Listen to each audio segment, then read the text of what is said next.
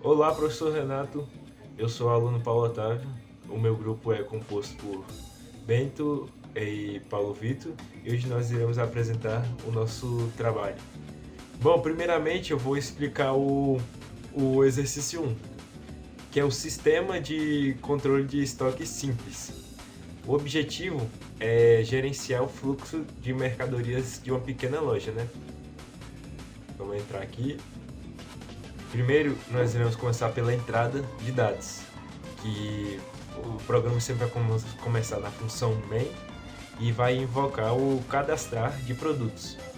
Primeiro, ele vai pedir a quantidade de itens que serão cadastrados. Depois de pedir, ele vai garantir o via bloco, pelo try except, que o usuário digita apenas números inteiros válidos. Logo após, vai coletar um laço em for, o nome, né? A quantidade inicial e também o preço unitário de cada produto. Ele vai armazenar os dados e estruturar em uma lista de dicionários. No processamento e nas validações. Após o cadastro, o sistema vai entrar em um laço de repetição, no while. Ele vai exibir um menu interativo com as opções de letras A a E, cumprindo rigorosamente os requisitos. Aí a gente vai criar a função auxiliar, que vai ser escolher produto, e vai listar os itens cadastrados por índice, melhorando a experiência do usuário. Nas funções adicionar estoque e retirar estoque, vamos fazer as operações matemáticas correspondentes, podendo ser soma, subtração e etc. Na retirada, sempre vai ter uma estrutura condicional, que vai ser o if e o else. Eles vão ser essenciais para checar se a quantidade solicitada no estoque existe mesmo, impedindo saldos negativos. Agora, na saída de resultados, na função listar produtos, a gente vai percorrer a lista de produtos e realizar os cálculos exigidos. Multiplicamos a quantidade atual pelo preço unitário. O programa ele vai exibir o relatório contendo o nome do item, a quantidade, o preço e o valor total investido naquele produto. Olá, professor Renato. Eu sou o estudante Paulo Vitor e como o Paulo Otávio tinha falado antes, nós vamos falar sobre um trabalho de programação estruturada e eu fiquei responsável pelo exercício 2, que era de análise de notas. Bem, nós iniciamos coletando dados, né, que no caso foram o número de estudantes, a função auxiliar ler nota faz uma dupla validação, além de garantir que a entrada seja um número decimal, float. Ela restringe o valor estritamente ao intervalo entre 0.0 e 10.0, rejeitando notas absurdas como 11 ou -1. Coletamos o nome e as 3 notas de cada aluno utilizando um laço, for. Processamento de dados.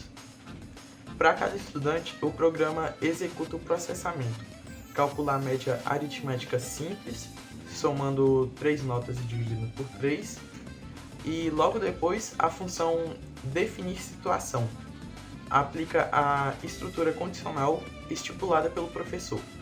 Médias a partir de 7 são classificadas como aprovado, e médias entre 5 e 6.9 vão para a recuperação e abaixo de 5 já estão reprovados.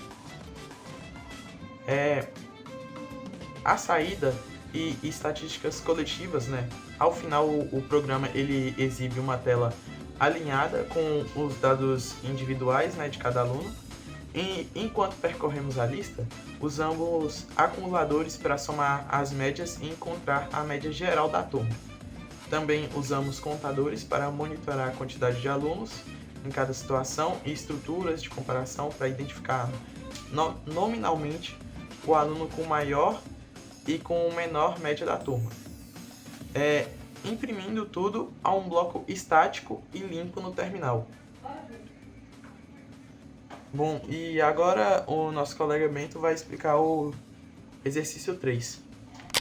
Olá, professor, eu me chamo Bento e eu vim apresentar o terceiro exercício, que é o simulador de caixa do supermercado. Então, qual que é a proposta dele? A proposta é que é uma simulação lógica de atendimento de caixa de um supermercado, certo? Então, a gente vai começar pela modelagem das estruturas. Para atender os conceitos trabalhados, utilizamos uma lista de listas para representar os caixas, que é uma matriz dinâmica. Cada caixa possui sua própria lista de clientes, alocados em um vetor paralelo para armazenar o tempo acumulado daquele caixa. A entrada e regras de alocação. O usuário define a quantidade de caixas de clientes. Para cada cliente, lemos o código e a quantidade de itens no carrinho. O tempo de atendimento individual é processado pela função calcular tempo atendimento. Usando a fórmula matemática exata no enunciado, 2 mais 0,5 vezes itens, a regra central do sistema exige que o cliente seja alocado imediatamente no caixa, que tiver o menor tempo acumulado no momento. A nossa função encontrar a caixa menor, aqui ó, varre as caixas buscando esse valor menor. Se houver um empate de tempo entre as caixas, o algoritmo decide pelo caixa de menor número, respeitando o critério de desempate do PDF da atividade do professor. Galera, e a saída esperada e estatísticas? Bem, a função exibir resultado mostra a composição final, né, das filas de cada caixa e o tempo gasto por cada um. Galera, por fim, calculamos o tempo médio gasto por cliente. Identificamos as caixas com maior e menor tempo médio de atendimento e exibimos o tempo total do sistema, que corresponde ao valor máximo encontrado entre as caixas, pois os atendimentos acontecem de forma paralela.